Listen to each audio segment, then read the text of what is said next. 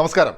അന്ന് 2021 ഡിസംബർ മാസത്തിലായിരുന്നു പുഷ്പയുടെ ആദ്യ വരവ്. പുഷ്പ ദ റൈസ് വലിയ പ്രതീക്ഷയോടെ വന്നു, തിയേറ്ററിൽ കണ്ടു. അന്നത്തെ അഭിപ്രായത്തിൽ average to just above average എന്നാണ് ചിത്രം അനുഭവപ്പെട്ടത്. പിന്നീട് ആ സിനിമ കാണാത്തതുകൊണ്ട് അഭിപ്രായത്തിൽ മാറ്റമില്ല. ഇറങ്ങിയ സമയത്ത് മിക്സഡ് അഭിപ്രായമായിരുന്നുവെങ്കിലും വൈകാതെ നല്ല കളക്ഷൻ നേടുകയും വലിയ വിജയമാവുകയും ചെയ്തത് ചരിത്രം. അന്ന് ഏറ്റവും കൂടുതൽ വിമർശനം വന്നത് റണ്ണിംഗ് ടൈമിലായിരുന്നു. രണ്ടാം ഭാഗം ഇറങ്ങിയപ്പോൾ 3 മണിക്കൂറും 20 മിനിറ്റും. ദേശീയ അവാർഡിൽ മികച്ച നടനും സംഗീത സംവിധായകനുമുള്ള അവാർഡുകളും പുഷ്പ നേടിയെടുത്തു. അങ്ങനെ രണ്ടാം ഭാഗം വന്നു. റിലീസിന് മുന്നേ പ്രീ ബുക്കിങ്ങിൽ തന്നെ റെക്കോർഡ് ഇട്ട് കൊണ്ടുവന്ന പുഷ്പ 2 ദ റൂൾ എന്ന ചിത്രത്തെക്കുറിച്ചാണ് ഇന്ന് നമ്മൾ മൺസൂൺ മീഡിയയിൽ സംസാരിക്കുന്നത്. കഥയുടെ രണ്ടാം ഭാഗം തുടങ്ങുന്നത് ജപ്പാനിലാണ്. നായകനെ ഇൻട്രൊഡ്യൂസ് ചെയ്യുമ്പോൾ കുറച്ച് ഗ്രാൻഡ് ആവട്ടെ എന്ന ഉദ്ദേശത്തിലാകാം. അങ്ങനെ നായകനെ വീണ്ടും സ്ക്രീനിൽ കൊണ്ടുവന്നു. പഴയ ഫയറൊന്നും അങ്ങനെയൊന്നും പോയിട്ടില്ല എന്ന ഉറപ്പ് തരുന്നു എന്ന് പറയാം. കഥ നാട്ടിലേക്ക്, സാമ്രാജ്യം കുറച്ചുകൂടെ വലുതായി, ഭാര്യയുമൊക്കെയായി സന്തോഷത്തോടെ അങ്ങനെ പോകുന്നു. പുഷ്പയെ പൂട്ടാൻ ബൻവർ സിംഗ് ഷെഖാവത്ത് പിറകിൽ തന്നെയുണ്ട്. പക്ഷേ ആ ശ്രമങ്ങളെല്ലാം ഏത് വിധത്തിലും പ്രതിരോധിക്കാൻ പുഷ്പയും. ആദ്യ ഭാഗത്തിൻ്റെ ഒരു തുടർച്ച എന്ന നിലയിൽ തന്നെയാണ് കഥ മുന്നോട്ട് പോകുന്നത്. കുറെ കൂടെ ഗ്രാൻഡായി കാര്യങ്ങളെ പരിഗണിക്കാൻ സുകുമാർ ഇവിടെ ശ്രമിച്ചിട്ടുണ്ട്.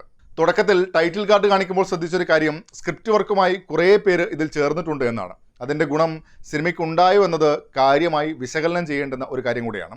ഏറ്റവും ചുരുക്കി സിനിമയെപ്പറ്റി പറയുകയാണെങ്കിൽ കുറച്ച് മൊമെൻറ്റ്സ് സിനിമയിൽ രസമുള്ളതായിരുന്നു. അത് അത്യാവശ്യം ഇൻട്രസ്റ്റിംഗ് ആയി തന്നെ സിനിമയിൽ വന്നിട്ടുമുണ്ട്.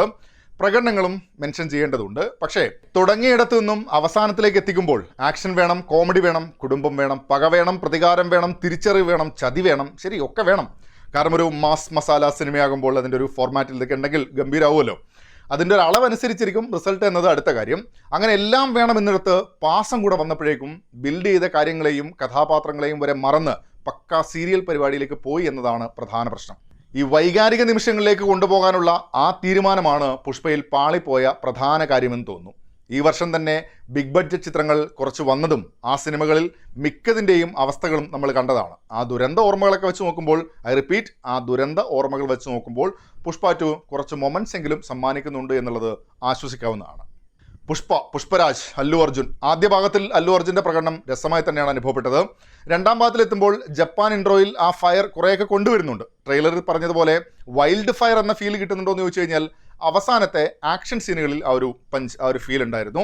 ആ കഥാപാത്രത്തിൻ്റെ ഒരു ദേഷ്യമൊക്കെ അങ്ങനെ വന്നു ചേർന്നുകൊണ്ടായിരിക്കാം അത് രസമായി വന്നിട്ടുമുണ്ട്. ഓവറോൾ അല്ലു അർജുനെ രസമായി തന്നെ സ്ക്രീനിൽ കൊണ്ടുവരാൻ സുകുമാർ ശ്രമിച്ചിട്ടുണ്ട്. ചിലയിടത്ത് കിഡിലിനായി ഫീൽ ചെയ്തിട്ടുണ്ട്. സ്കോർ ചെയ്യാൻ പറ്റുന്ന സീനുകളിൽ മിക്ക സ്ഥലത്തും അല്ലു അർജുൻ അത് സ്കോർ ചെയ്തിട്ടുമുണ്ട്. മേക്കപ്പിൽ ഒരു കൺസിസ്റ്റൻസി പലയിടത്തും ഫീൽ ചെയ്തില്ല.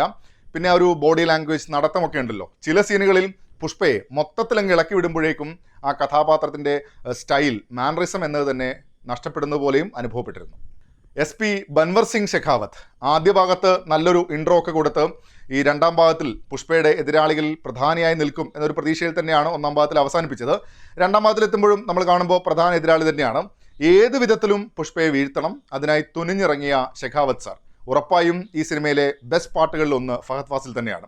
ആ കഥാപാത്രത്തെ എങ്ങനെ പരിഗണിച്ചു, ക്യാരക്ടർ ആർക്ക് എങ്ങനെ കൊണ്ടുപോയി എന്നിടത്തൊക്കെ വിയോജിപ്പുകൾ ഉണ്ട് എങ്കിലും ഫഹദ് സ്ക്രീനിൽ വരുന്ന സമയത്തൊക്കെ ഒന്ന് ലൈവായ സാഹചര്യം കൂടെയായിരുന്നു. അതിൽ തന്നെ ഈ ആംഗ്യഭാഷ കൊണ്ട് രണ്ടുപേരും സംസാരിക്കുന്ന സീനുകൾ സിനിമയിൽ നന്നായി തന്നെ എൻജോയ് ചെയ്ത ഒരു സീനാണ്. കഥാപാത്രത്തെ ലിഫ്റ്റ് ചെയ്ത് കൊണ്ടുവരണമെന്ന് തിരക്കഥ ഒരു ഘട്ടത്തിൽ പോലും ആഗ്രഹിക്കാതിരിക്കുമ്പോഴും പെർഫോമൻസ് കൊണ്ട് മാത്രം ഫഹദ് ആ കഥാപാത്രത്തെ ലിഫ്റ്റ് ചെയ്തെടുക്കുന്നതും കാണാം. അതിനൊപ്പം തന്നെ ഈ ബിഗ് ബഡ്ജറ്റ് ആക്ഷൻ ചിത്രങ്ങളൊക്കെ വരുമ്പോൾ വില്ലൻ, പ്രതിനായകൻ സ്ട്രോങ് ആവണം എന്ന നിലയിൽ ചില ടെംപ്ലേറ്റഡ് പരിപാടികളുണ്ട്. പ്രത്യേകിച്ച് അവരുടെ ഫിസിക്ക് ഇങ്ങനെയൊക്കെ ആയിരിക്കണം, മുഴുവൻ സമയവും കട്ട ആറ്റിറ്റ്യൂഡ് ഇടണം എന്ന നിലയിലൊക്കെ ഈ അടുത്ത് വന്ന വലിയ ബ്രഹ്മാണ്ഡ ചിത്രങ്ങളിൽ വരെ ഇതുപോലുള്ള പ്രതിനായകന്മാരെ നമ്മൾ കണ്ടിട്ടുമുണ്ട്.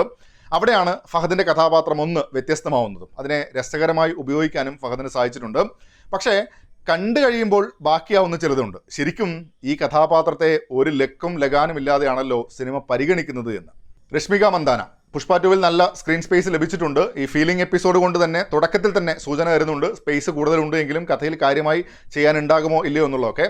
കഥയുടെ പ്രധാന വഴിത്തിരിവ് ഭാര്യയുടെ ആഗ്രഹത്തിന് വേണ്ടിയുള്ള ഭർത്താവിൻ്റെ വാശിയാണെന്ന് ഒരു സ്ഥലത്ത് നിൽക്കുമ്പോഴും കഥയുടെ മുന്നോട്ടുള്ള പോക്കിൽ ഒരു ഇമോഷണൽ ആർക്കൊക്കെ നൽകാനാണ് ഈ കഥാപാത്രത്തെ തിരഞ്ഞെടുത്തത് എന്ന് തോന്നിപ്പോവും. നന്നായി പെർഫോം ചെയ്യാനുള്ള ഒരു പ്രധാന സ്പേസും ഈ കഥാപാത്രത്തിന് ലഭിക്കുന്നുണ്ട്. ഡബ്ബിംഗ്, സംഭാഷണം എന്നിവ ഒരു വശത്ത് നിൽക്കുന്നുണ്ട്. അപ്പോഴും പ്രകടനം കൊണ്ട് ഒന്ന് ലിഫ്റ്റ് ചെയ്തെടുക്കാൻ സാധിക്കുന്നില്ല എന്നത് പ്രശ്നം തന്നെയാണ്. മോശം എന്ന നിലയിൽ തോന്നിയില്ല, പക്ഷെ ഒരു ഇമ്പാക്റ്റും ഇല്ല എന്ന രീതിയിൽ സ്പേസ് കൂടുതൽ ലഭിക്കുമ്പോഴേക്കും മൊത്തത്തിൽ സീരിയൽ പരിപാടിയിലേക്ക് അങ്ങ് വഴുതി വീഴുന്നത് പോലെയായിരുന്നു. ആദ്യ ഭാഗത്തിലുള്ളവരും അല്ലാതെ വന്നവരുമൊക്കെ അവിടെയും ഇവിടെയുമായി രണ്ടാം ഭാഗത്തിൽ പ്രത്യക്ഷപ്പെടുന്നുണ്ട്. എങ്കിലും പലപ്പോഴും റെലവൻസ് ഇല്ലാതെ പോകുന്നു എന്ന അവസ്ഥ കൂടിയാണ്.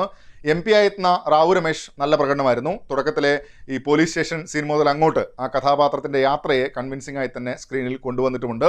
സുനിൽ കഥയുടെ ചില ഘട്ടങ്ങളിൽ വന്നു പോകുന്നുണ്ട്. കൂടെ ദാക്ഷായണിയായിരുന്ന അനസൂയ ഭരദ്വാജും, പിന്നെ പുഷ്പയുടെ ചെങ്ങായി, ഡ്രൈവർ, പുഷ്പയുടെ വീടിന്റെ അപ്പുറത്തെ വീടിന്റെ ഇപ്പുറത്തുള്ള ആൾ, അങ്ങനെയും കുറേ കഥാപാത്രങ്ങളൊക്കെ ഉണ്ട്.